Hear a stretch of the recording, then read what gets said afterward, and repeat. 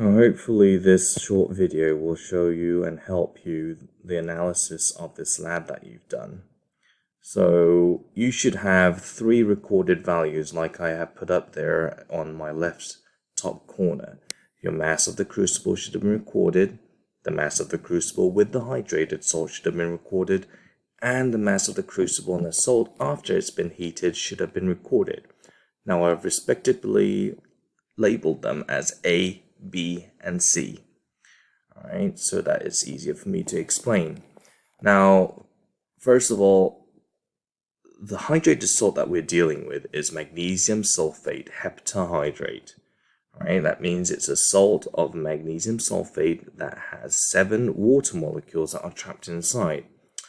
So we're going to deal with this compound in particular in which we experimented with.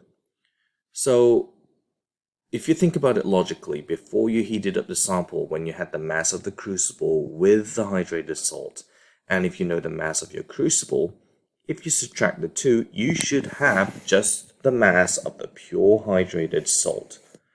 Alright, so using our example values, we're using 19 grams and then subtracting 14 grams of our starting crucible, giving us 5 grams of our hydrated salt.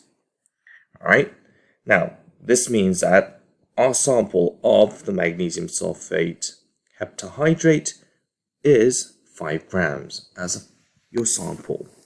Now, what does your experiment tell us though? So after you've heated it up and you've measured the mass, now this tells me that from heating that the hydrates, aka the waters, all evaporate away. At least let's hope that most of it did. Now, using this, we can also calculate by subtracting your final mass and your initial mass before you heated it up. It gives you how much the water has evaporated off in mass. So, using our data, we're going to do 19 grams subtracted by 17.5, which are obviously my example values, so you can't be copying mine, you'll probably be using your own sets of data.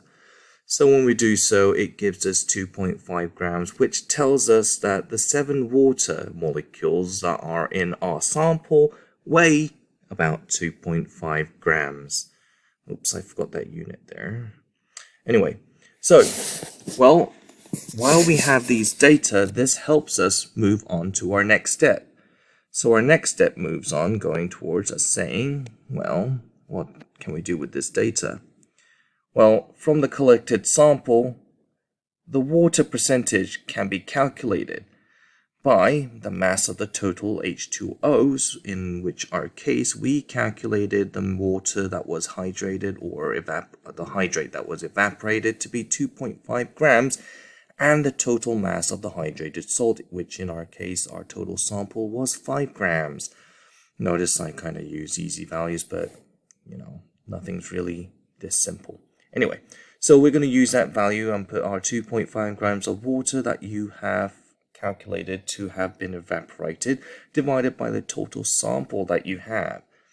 And you multiply it by 100, giving us, in our case over here as an example, 50% of water. Now this, because it is from what we have collected, which means that we actually experimented and came up with the data. This becomes our actual yield, or should we say actual data, right?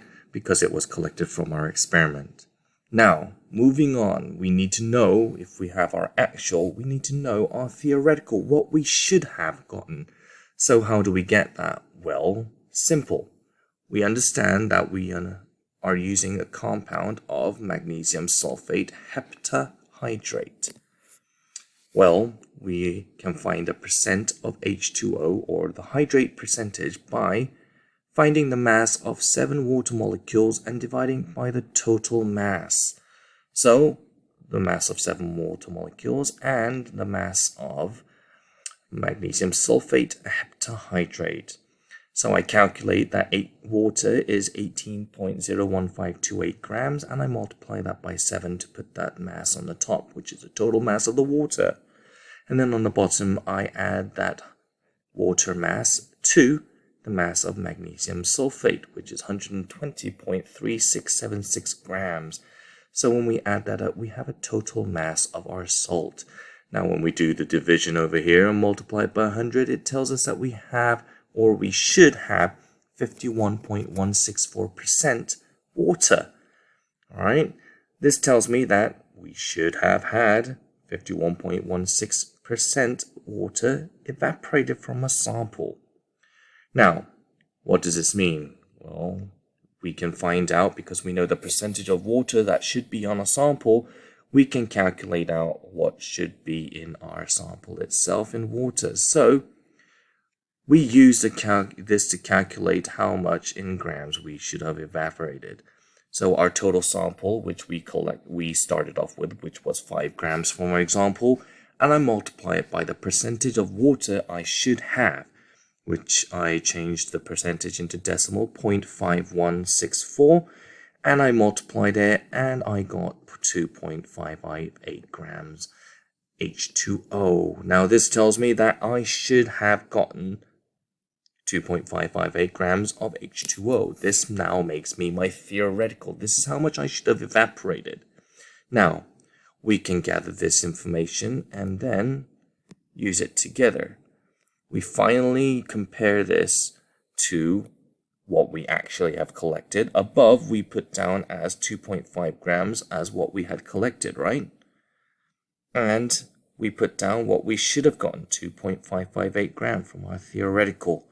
The actual divided by theoretical multiplied by 100% tells us that we have 97.73% yield, or shall we say that's our percentage error. So we were off by approximately 2.27%, which probably is a great yield, but we can also accommodate for the fact that not all the water was completely evaporated out, considering we only heated it up for 5 minutes. So that could be another reason, alternative reason, if your data didn't come out as close as this. Again, all my data that I used, the numbers were arbitrary, and I just pulled it out and I was just using it. However, the calculation process should be exactly the same for how you guys do your calculations for finding out and writing up your lab report. Hopefully this video helps. Good luck, guys.